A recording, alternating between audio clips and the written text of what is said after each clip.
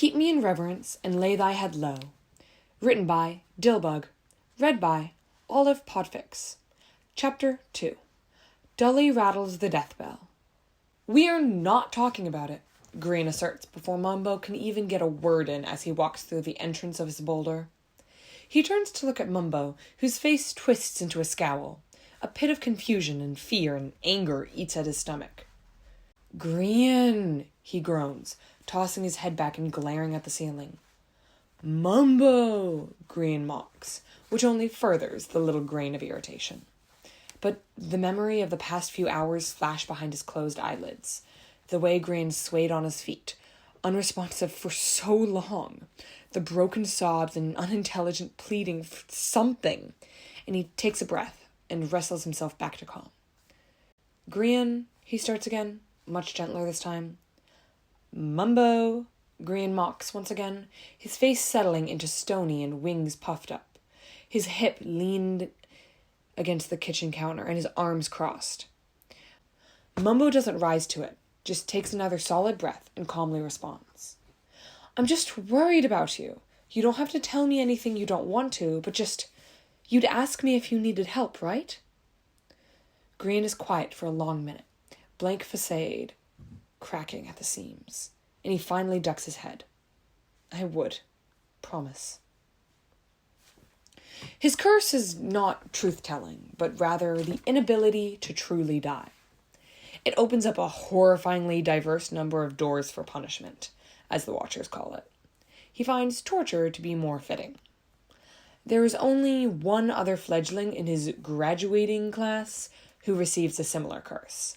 She is much better at following their millions of rules and 1,000 times more obedient than he. Despite how much he should hate her for the pampering she receives in comparison to his treatment, they become something like friends, if Watchers had friends. He tells her stories of the empire he built on Evo, and she regales him with her disjointed and half-remembered adventures as a solitary knight lost in a world of unfamiliar. They both resent their newly assigned names, hers being Zilana and his being Zelqua, in place of which they craft new aliases. He calls her Lily of the Valley, rebirth, sincerity, humility. She dubs him Little Empire. It is said so kindly that he does not mind it, as it lacks the normal derogatory connotation that the Waters put on little. In his mad plan to flee the Watchers, her mask was the last he encountered. She looked at him for a long, silent moment, in which he did not know if she would obey the command that all Watchers are issued in regard to attempted desertion, or if she will put their almost friendship first. Then, "Bank right," she says, and steps aside. He leaps, wings spread, and immediately there is a spray of fire on his left, singeing the tips of his feathers, and he twists away just in time. It doesn't seem to matter very much when just minutes of breathless flying later, he breaks through his first firewall and into a new world, where he burns anyway. He's curled up, wings covering Mumbo and Scar, and halfway to asleep on the massive bed in Scar's tree. Scar carting a hand through his hair, speaking lowly when he hears it. Honored Zelqua, I ask for the right words to say at the right times. I fear for my friend, and I ask for his protection. Long may you reign. It's Exuma, which means, yikes, X is effectively praying for Grian to Grian. Not that Exuma would have any idea, but from Grian's perspective, it doesn't take that many brain cells to put it together. Grian? Scar asks, fingers gently scratching his scalp.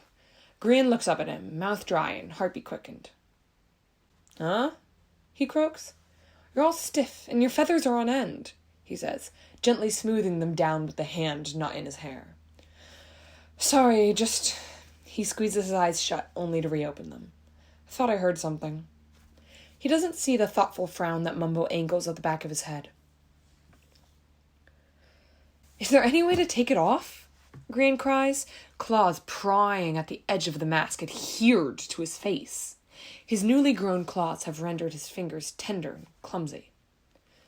One of the other fledglings, A feminine frame with a pale golden hair woven into a bun, and a mask already long settled on her brow, kneels next to him and places a firm hand on his shoulder.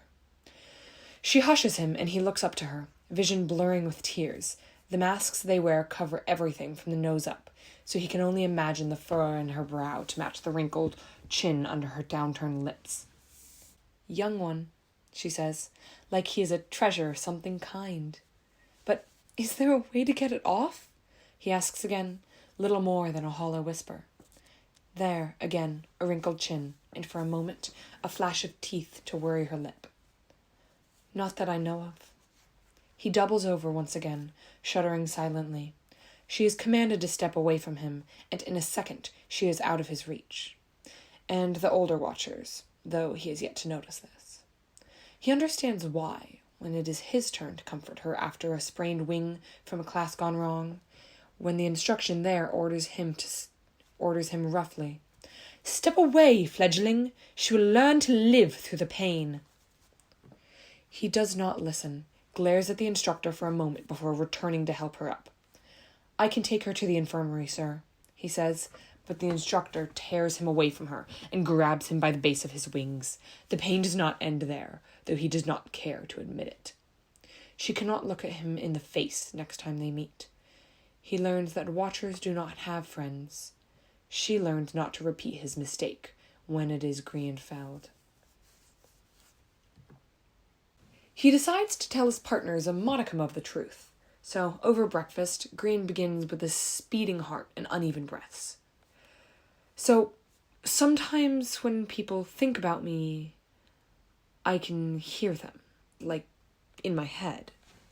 He starts, and Mumbo and Scar pause because, not exactly the most normal confession. "So, like, right now?" Scar asks, and then closes his eyes and contorts his features into his thinking face. Green laughs. "No, it's..." He giggles again. "Sorry, it's not exactly like that. I feel like I wouldn't be able to keep up an act this long if I heard every thought everyone around me thought of me." "What is it, then?" Mumbo's voice is uncharacteristically soft. "It's a curse of a sort. When people think of me in a really particular way, if it's strong enough, I can hear it. I'm not even sure how to induce it," Green explains. "It's happening more and more frequently recently, and that's what I heard last night." Mumbo looks torn between wanting to give Green the benefit of the doubt and giving in to his own obvious disbelief. Green smiles and tries to cast the nervousness out of it. Mumbo either buys it or decides to leave the subject to rest.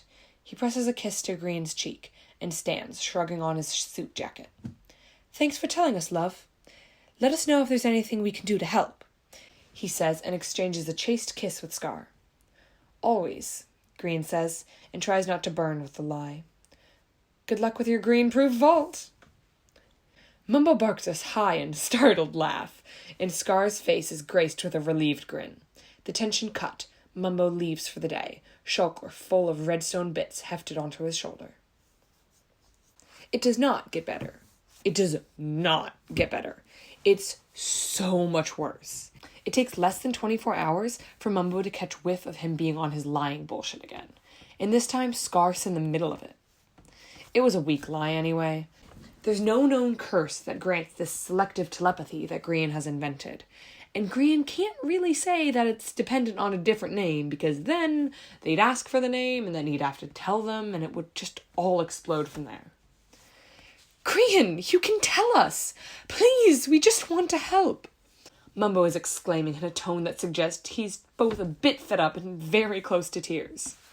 "Green, please," Scar pleads, emerald eyes shining. "If you don't want to tell us, then that's fine. We don't need to hear it. But if you do, we can wait, you know. But," his lip trembles, "you can't just lie to us. We agreed. No more lies." And Green takes in his husband's, Mumbo's red eyes, prickling fangs, Scar's long elven ears, and Vex magic. He feels horrible for a second, because both Mumbo and Scar have painstakingly laid themselves bare to him, allowing him to keep their deepest secrets beside them. And Green, He's been playing house. He's just a silly little god playing house with two mortals. And when they die, which thankfully will not be nearly as soon as full-blood humans might, where will he be? Will he be left alone? He can imagine it now, him alone at the edge of a ruined world. Only Lily and any other watchers and gods who may have survived the wrath of their elder world, if Lily and him do not manage to whiten the other watchers' wings first. He steps away from the engagement, Mumbo raised out of his chair, body tense, Scar seated in his wheelchair, but hand on the control ready to zip over to him. Another step, Scar begins to back away from the table. Mumbo poises himself to pursue. Graham snaps his back to them and zips out of Scar's elven tree and into the night sky above. He neglects to return. The first time Graham sees death, he is perhaps 10 or 11. And his grandma is being wheeled away in a hospital bed by a swarm of doctors and nurses wearing baby blue scrubs and masks and hairnets. He doesn't quite understand it, because one second he had been holding her hand, and she had been telling him that he was a brave little boy, and very, very loved. And the next, those strange machines that she was attached to began a shrill tone which the doctors descended upon. The second is much more of a shock to the system. It is the day his flockmates will earn their wings, and he is excluded solely by nature that he already has wings. Perfect, they call him. Only flesh and blood, but already brethren, kindred spirits, creatures of the sky. Grian cannot imagine that he is kindred spirits with creatures that shackle him and siphon his freedom in such ways that they do. And one boy, dark hair and freckled skin, falls to the floor with a shriek as the wings burst from his back. There is blood and gristle dripping from them, though, under the gore, he allows himself to be entranced by the swirling galaxy pattern ingrained in each watcher's wings. The boy does not get up, and Gran is horrified to note that the tips of the feathers are bleeding into white, and the boy is switching between remaining still and convulsing. The older watchers scurry into action.